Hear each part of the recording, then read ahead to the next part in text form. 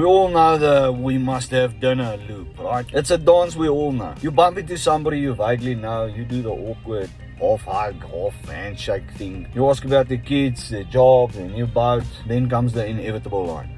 We must have dinner sometime. It's the adult equivalent of I'll call you. It's a lie. A beautiful, socially accepted lie. We both know it's not gonna happen. Okay? You're busy, I'm busy, and quite frankly, I'd rather sit at home and feed my koi fishes. But we say it anyway. It's the oil that lubricates the squeaky wheels of our social lives. And to be honest, sometimes I feel a bit insensitive because it's a massive waste of time. Alright, to spend 5 or 10 minutes talking to somebody, you're talking shit, you're telling the lie, right? They must have dinner, what, and you know it's not gonna happen, but you still wasted fucking time. It's scary, okay?